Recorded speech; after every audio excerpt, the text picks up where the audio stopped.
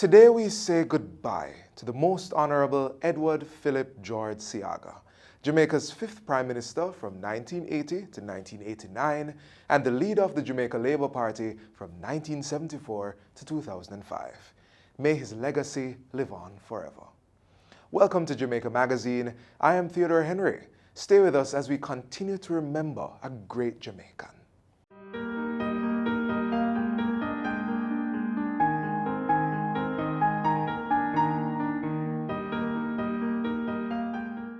Edward Seaga was instrumental in Jamaica's development as a country and as a people. The Heart Trust NTA, the Jamaica Cultural Development Commission, the Premier League Clubs Association, just some of the entities that are the brainchild of the former Prime Minister. Today on Get the Facts, we revisit our conversation with Professor Emeritus Patrick Bryan.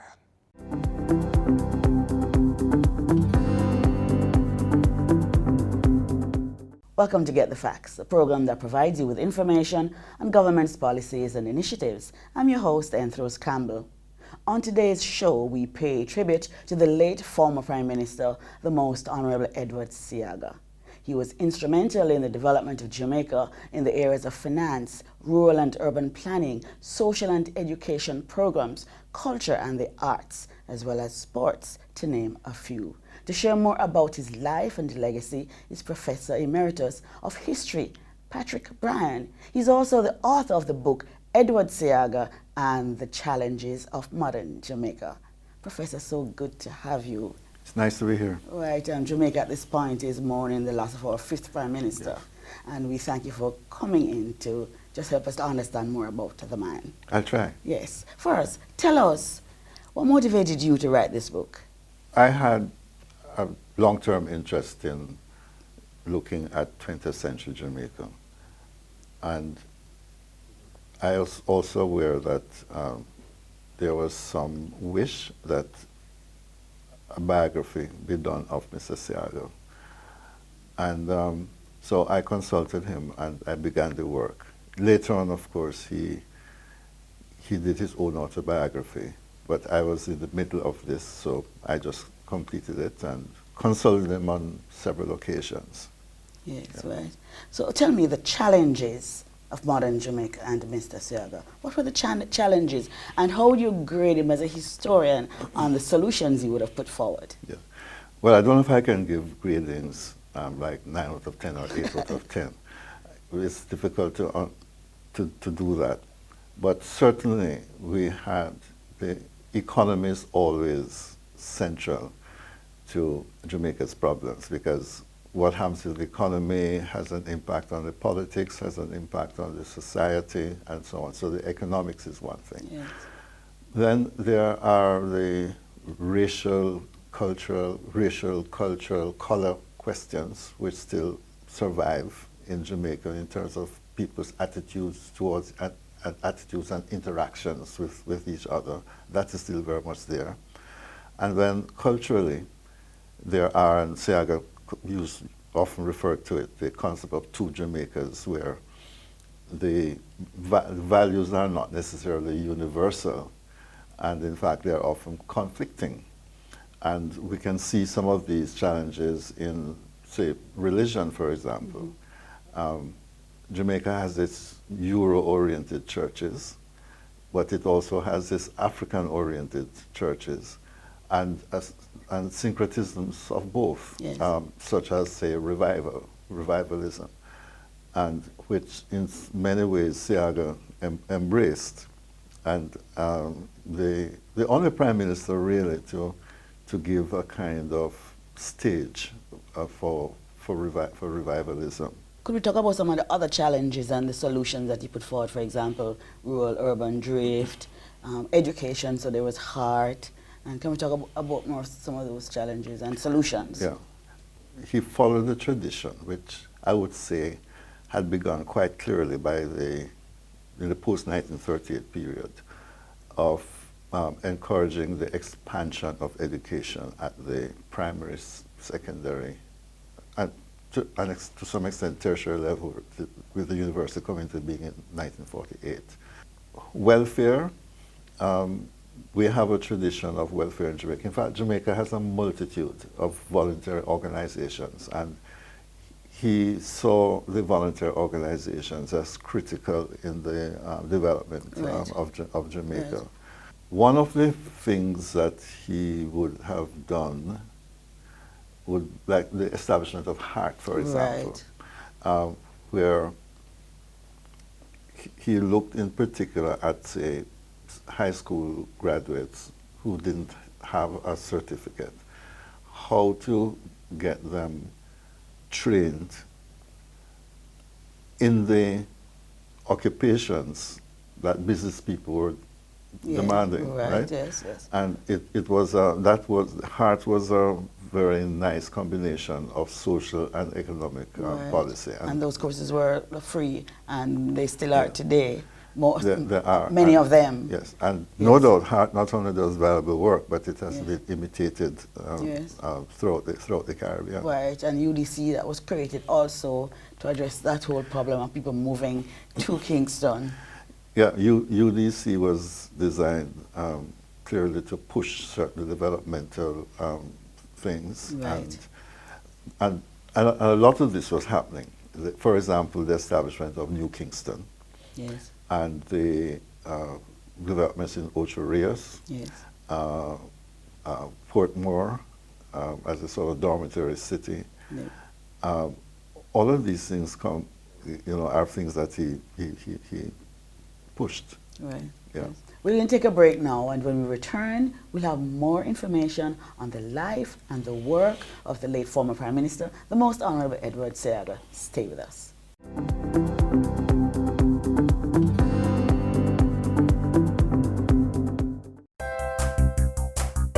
So many wish they could visit our shores.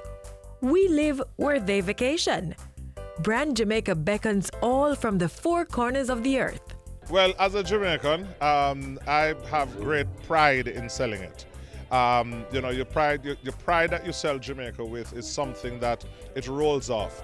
Jamaica has so much to offer, and every time I have the privilege of bringing an executive down to Jamaica, an executive from an airline or a tour operator or a travel agency, and you take them across the country, the pride that they said, wow, I can't imagine, especially when it's their first time. Wow, I love this. Build it. Cherish it. Our wealth is Brand Jamaica.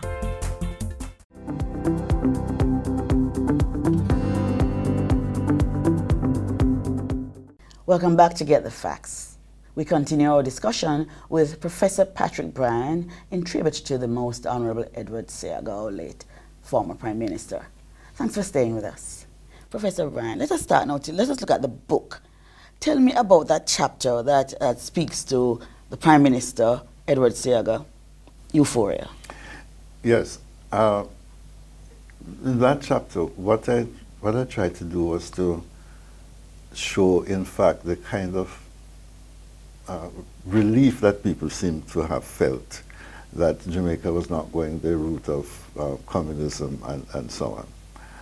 And what I record is letters of congratulation to him, especially from evangelicals and Pentecostals, who saw a link between democratic socialism, communism, and liberation theology, and who took the view that personal salvation is really what matters. But the point is that they emphasized this tremendous support that they gave him, and that his anti-communism, which they say was a force against the church, and so on. That's one part of the chapter. The second chapter was actually trying to examine the situation which the Prime Minister faced in 1980 with a deep economic crisis. So the Euphoria is speaking to the people. Yes. Right, yeah. yes. Uh-huh. It's how people responded to this change in October 1980. Yes. The country was extremely tense, and so in many ways I tried to summarize some of his thoughts about how to proceed.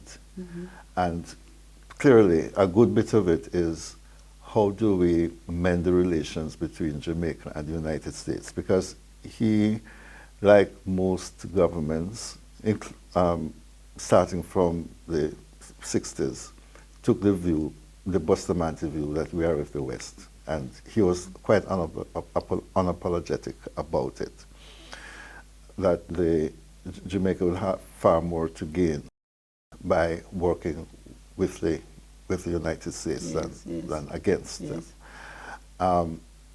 He saw Jamaican foreign policy as linked to this alliance with the West and working through the United Nations institutions and essentially a pro-Western ideology. Yes. At the same time, he wrote an article in the Atlantic Journal where he said that countries like Jamaica have to be neither capitalist nor socialist. They have to be somewhere in between because of our particular circumstances. Yes. But he did not go in for taking on the third world thing that Michael Manley had. Yes.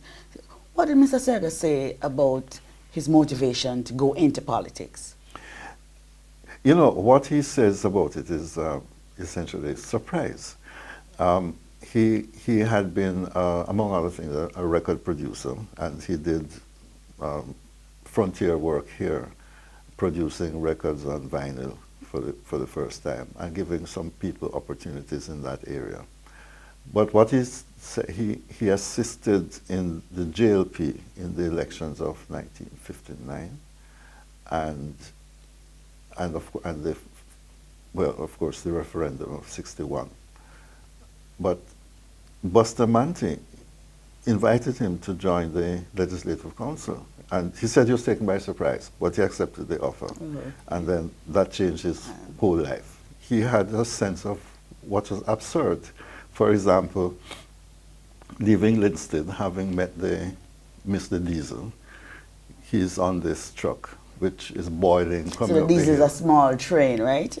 The Diesel is a small train, right? So he had Mr. Diesel and? Yeah, so he takes this truck, which keeps boiling, and after a few yards, the passengers had to come out and push the truck up the hill, and then to be filled with water, fill the radiator and so on. He eventually reaches Stony Hill, where he takes another truck, which is loaded with market people, and he found his way into Kingston, sitting on the laps of a higgler. You know, but in a way, it's an absurd thing, and he recognizes this. And there are lots of signs of a wry humor that Seaga had. So when you met him, was he the same person that you thought he was? Was that how you perceived him? Honestly, I did not know what to expect. Okay. Because you'd hear all this stuff about blood and thunder and that sort of thing. Yes. But that's not what I met. I met a rather quiet, gracious older citizen of Jamaica. Yes, yes. And so my mind was open. Yes, yes. So as it relates to this autocratic personality. Yeah, we discussed that actually, and he said essentially he isn't. It's just that he likes to get things done, and if people that he has asked to do things fail to do them, well, he'll undertake to get it done himself. Yes, and this was the approach he took. Yes. But when we had the strikes and demonstrations in 1985, in a speech to Parliament, he says, well, demonstrations are to be expected in democratic countries. Yes. And when he had the one-party parliament after 1983, he established a Senate which would have had independent people and people meeting at the bar of the House in order to keep the constitutional thing going. And by the way, he was one of the consultants or writers of the Jamaican Constitution. Professor Brand, thank you so very much for coming in and helping us to understand more about our fifth Prime Minister, Mr. Edward Seaga, late former Prime Minister. This is my pleasure, and I wish we had more time. I do so myself. This has been Get the Facts. Thank you for watching. We've been talking to author of the book, Edward Seaga and the Challenges of Modern Jamaica, Professor Emeritus Patrick Bryan. Until next time, I'm Rose Campbell. Take good care.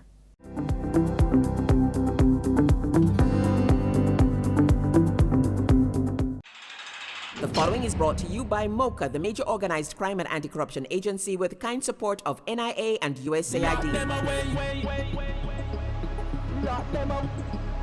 Criminal minds think they are cunning. The major organized crime and anti-corruption agency have them running. Your friend a shout, come here. Take time running. Are we ready for the ops? Drive up on your block. Step out now me black. Cyber take away your laptop. Pull up every lock. No evidence to drop. We put it in a cuffs and now we have the underground. Sin you say scam, you better look out fit.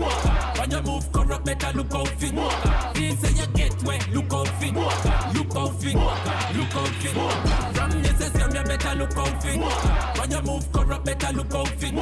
Feel say you get wet, look out fit. Look out fit. Look out fit. The proceeding was brought to you by MOCA, the major organized crime and anti-corruption agency with the kind support of NIA and USAID. Earlier today, Jamaicans from all walks of life joined the family of Edward Seaga to say their final farewell. Before gathering at the Cathedral of the Most Holy Trinity and finally National Heroes Park, those who now sit in the legislature, in which he served for over 40 years, paid tribute. On Wednesday, both houses of Parliament convened a joint sitting at Gordon House as members remembered the man who was the last living member of the committee that crafted the Jamaican Constitution. Here are the highlights.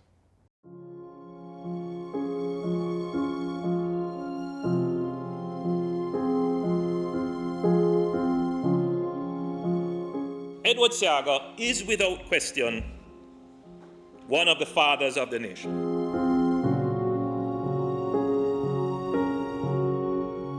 His humility, I think, was a real power he had.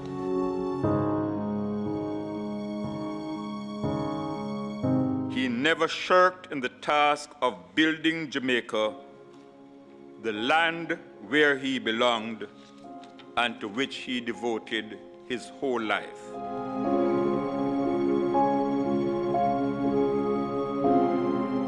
A man whose life work was dedicated to deleting the lines between the haves and the have-nots. A kind and thoughtful human being. A three-dimensional thinker and trailblazer. A son of the soil who strengthened Jamaica's democratic foundation. A social engineer. A visionary nation builder. Those were but some of the memories shared about the life of late former Prime Minister Edward Seaga. Tributes flowed for the island's fifth Prime Minister during a special joint sitting of the Senate and the House of Representatives. 19 sitting parliamentarians and senators, along with 2 former Prime Ministers, heaped praises on the late statesman, who was head of government between 1980 and 1989. His work and his upright living will be indelibly marked on the history of Jamaica. And therefore, as long as Jamaica exists, Edward Philip George Seaga will exist. As we celebrate the life and dedication of a titan, the Most Honorable Edward Seaga, an illustrious son of our island home, let us implore those who still remain, with generations yet unborn, to build on this monumental record of loyalty and service to creating a peaceful, strong, and bountiful Jamaica, land we love. His greatest achievement politically, however, was when in 1983, with all the seats in the Parliament, he governed in Jamaica's interests. He could have changed our Constitution. He could have locked away his opponents, but he didn't. That was not him. Edward Seaga was a patriot. The passion with which he served his constituents, the spectacular way in which he built and helped shape the institutions that stand as milestones in our journey as a people, have made him a legend of our time, a legend that is sure to endure. Over his 6 decades of political engagements, Edward Seaga, I believe, was both changed and was changed by the social and economic environment in which he lived and worked.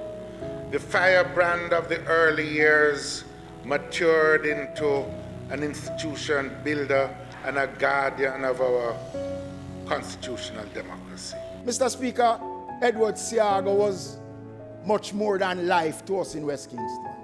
He was the father that many of us never had, Mr. Speaker. I remember the first time that I got a glimpse of him, that other side of him, that the Jamaica Labour Party speaks about very fondly. And it was at a birthday for one of our former leaders, Prime Minister P.J. Patterson. We had a luncheon for him at the Devonshire, and Mr. Seaga came. Mr. Seaga gave him a gift. It was a scrapbook of his entire life in politics. We had learned that at a fire at PNP headquarters, Mr. Patterson's scrapbook had been destroyed, and he took the time to collect everything to give it as a gift to Mr. Patterson. Perhaps Edward Seaga's best and perhaps most enduring legacy is going to be his contribution to gender equality in Jamaica. He believed in women and was convinced that they have the potential to lead and to make meaningful contribution in whatever spheres they were called upon to perform. We have a responsibility now to ensure that his legacy lives on, and that today the tribute we pay is not just words, but in fact will result in action.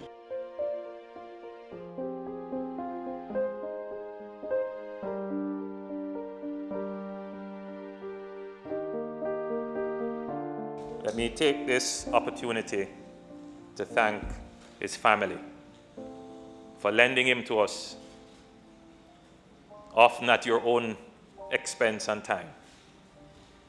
But at this moment, you can be satisfied that he worked very hard in building this nation, and we are eternally grateful. Farewell, my friend. Farewell.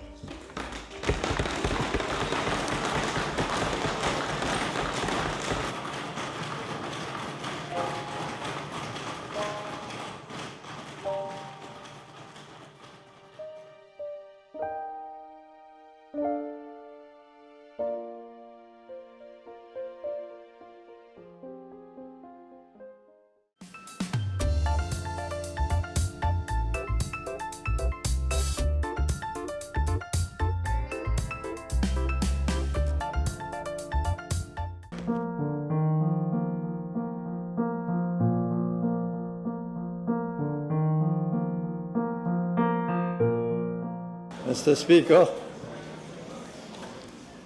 this is indeed a very special day. My record of participation in Parliament was 2.5 years spent in the Legislative Council, followed by 42 3/4 years in the House of Representatives, totaling a little more than 45 years. And as I pondered how should I end my career in Parliament, what should I say in departing from this august body, it came to me that I should end it where I started.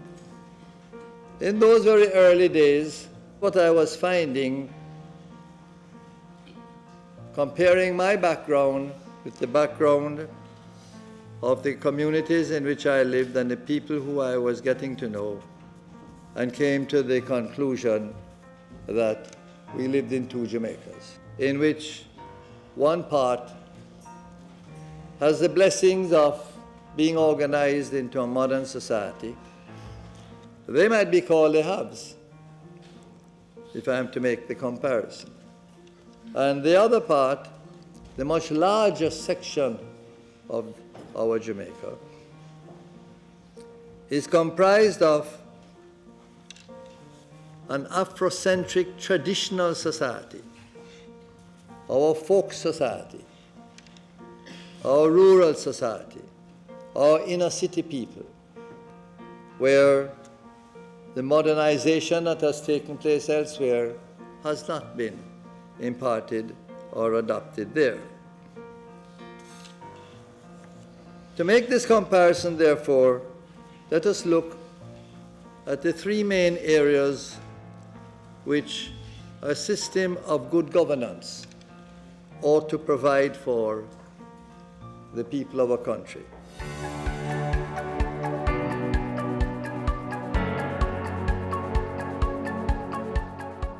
In order to deal with the problems that exist in this area, two things must be done.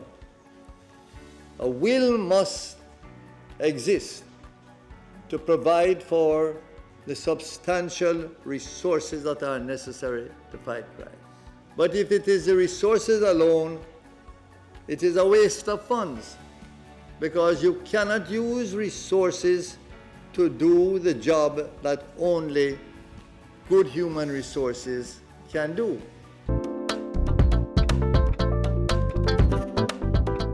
In leaving this house, I plea that a new look will be taken to ensure that the approach to education in this next round will take into consideration the need for a new look at the early childhood education system.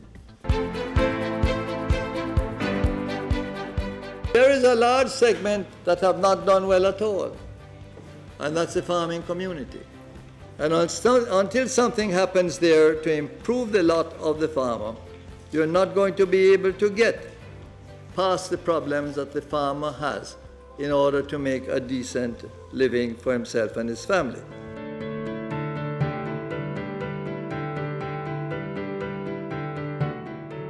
And so I leave the thought with you that there's a necessity to be able to look at these as priorities if we are to bring more people into an area of prosperity in the economy.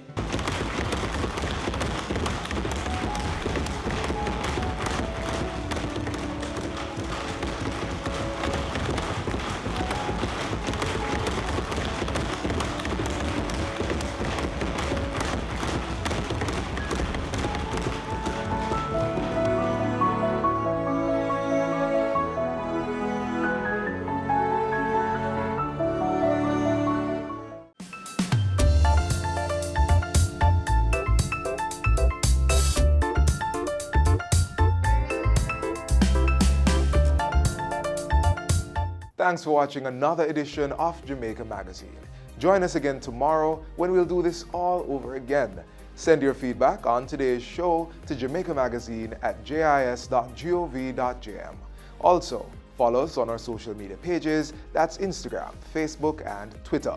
Download our app on your Apple and Android devices, and you can also visit our website at jis.gov.jm for more information. On behalf of the entire production crew, I am Theodore Henry. Thanks for watching.